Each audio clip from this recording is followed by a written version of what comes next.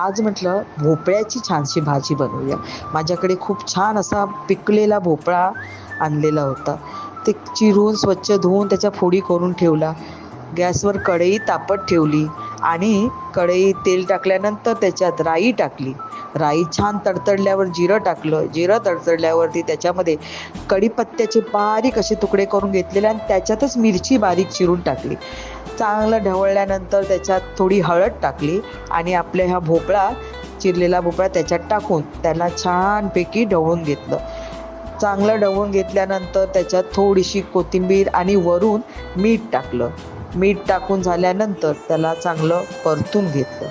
चांगलं परतायचं, कारण का ह्याच्यात मी पाणी टाकणार नाही, अजिबात पाणी टाकलेलं नाही, अशीच ही शिजवणार आहे. त्याच्यानंतर त्याच्यावर झाकण मारून त्याला ठेवलं. थोड्या वेळाने ती चांगली शिजल्यानंतर आपलं थोडीशी झाकण बाजूला केलं आणि त्याच्यामध्ये त्याला परतून मी वरून परत कोथिंबीर टाकली आणि त्याला छानपैकी दही घेतलं आणि ते दही फेटलं. दही आंबट घ्यायचं नाही, एकदम थोडंसं गोडसर दही घ्यायचं आणि त्याला चांगलं दह्याला फेटल्यानंतर ते दही त्याच्यात टाकायचं आणि त्यांना दही सगळ्याला लागलं की परत वरून त्याच्या शेंगदाण्याचा कूट टाकायचा आणि हवं असल्यास थोडंसं वरून ओलं खोबरं. आता आम्हाला सवय आहे त्याची खोबऱ्याची, म्हणून थोडं मी वरून खोबरं टाकलं आणि चांगलं लागतं ते.